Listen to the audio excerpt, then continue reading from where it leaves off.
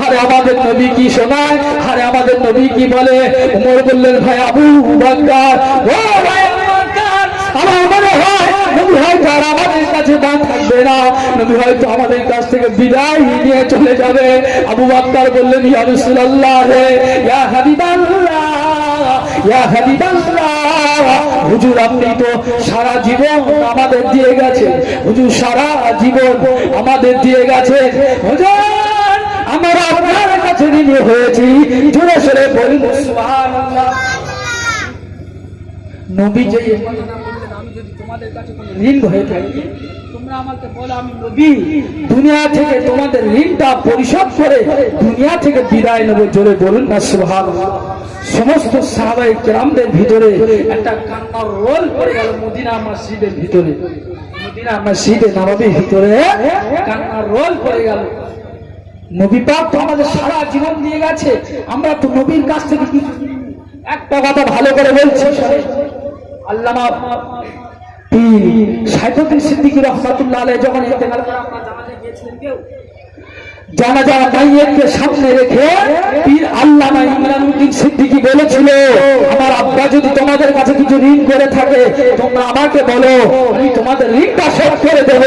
আল্লামা ইমরান সিদ্দিকী বলেছিল, আমার আব্বা জান পীর সাইফুদ্দিন সিদ্দিকী সারা জীবন তো তোমাদের দিয়ে গেছে। জোরে বলুন না সুবহানাল্লাহ।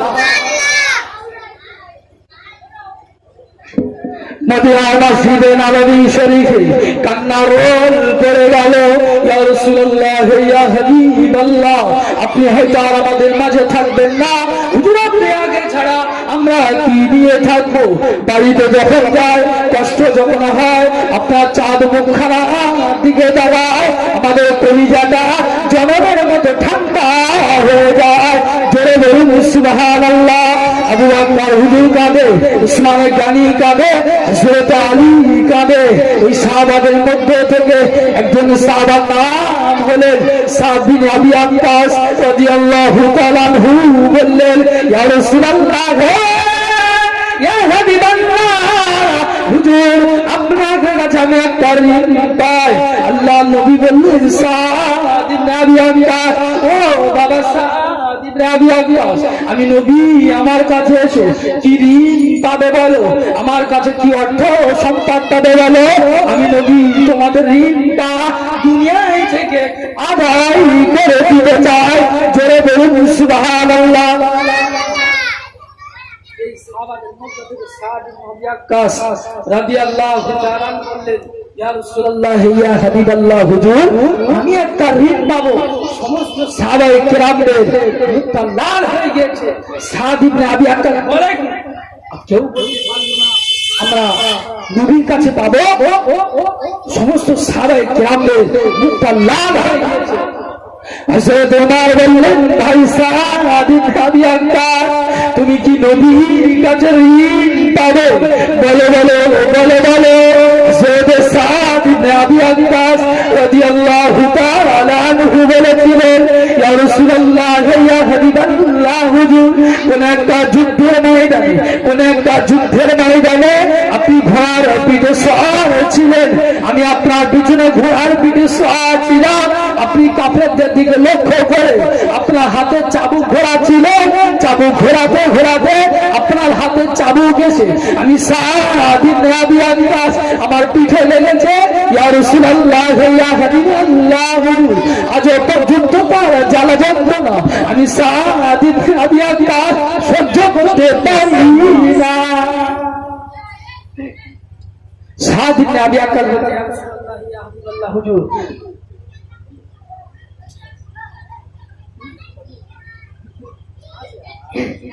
হযরত সাদ ইবনে আবি ওয়াক্কাস রাদিয়াল্লাহু তাআলা বললেন, ইয়া রাসূলুল্লাহ, ইয়া হাবিবাল্লাহ, হুজুর যুদ্ধের ময়দানে কাফেরদের দিকে যখন আপনি চাবুক ঘোরাচ্ছিলেন, চাবুক ঘোরাতে ঘোরাতে কাফেরদের একটা দিকে তীর, কাফেরদের দিকে যখন চাবুক ঘোরাচ্ছিলেন, চাবুক বেশ আমি সাদ ইবনে আবি ওয়াক্কাস আমার লেগেছে। আল্লাহ নবী বললেন, ও বাবা সাদ ইবনে আবি ওয়াক্কাস আমার কাছে এসো বাবা, আমি নবী, আমাকে মেরে শোধ নিয়ে নাও। জোরে বলুন সুবহানাল্লাহ। আল্লাহ নবী দরবারে কদম তুলে তুলে তুলে তুলে সাদ ইবনে আবি ওয়াক্কাস একবার দুপা করে আগিয়ে যায়। আল্লাহ নবী বললেন, সাদ রে, ও বাবা সাদ ইবনে আবি ওয়াক্কাস, আমি যেদিন তোমাকে মেরেছিলাম, আমি যেভাবে তোমাকে মেরেছিলাম, আমাকে মেরে আদায় করে নাও। উমর বলেন, ভাই সাদ রে, ও ভাই সাদ ইবনে আবি ওয়াক্কাস, আল্লাহ নবীকে মেরো না, যার নবীকে মেরো না, নূর নবীকে মেরো না। নবী আমাদের জন্য তাইফের জমিনে মার খেয়েছে, ওহদে দাঁত হারিয়েছে। ভাই সাদ রে, তুমি আমাকে মেরে আদায় করে না। জোরে বলুন সুবহানাল্লাহ। আল্লাহ নবী বললেন, ও ভাই, ও সাদ উমর, আমার সাদ ইবনে আবি ওয়াক্কাসকে বাধা দিও না, আমার সাদ ইবনে আবি ওয়াক্কাসকে আমার কাছে আসতে দাও। আল্লাহ নবী সাদ ইবনে আবি ওয়াক্কাস কদম তুলে তুলে তুলে তুলে আল্লাহ নবীর দরবারে হাজির।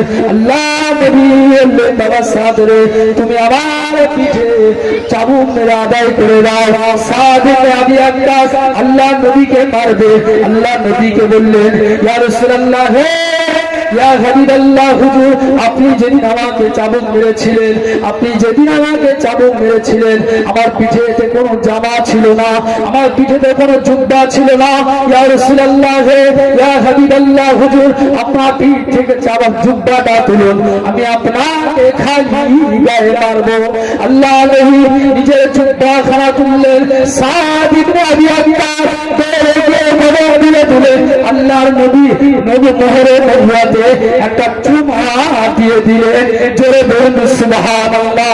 হযরত সাদ ইবনে আবি ওয়াক্কাস বললেন, ইয়া রাসূলুল্লাহ, ইয়া হাবিবাল্লাহ, হুজুর, না জানি জীবনে আপনার মোহরে নবুয়াতে চুমা মারবো কি জানি না, তবে আপনার পিঠে চুমা দেওয়ার জন্য আমি সাদ ইবনে আবি ওয়াক্কাস একটা বাহানা করেছিলাম।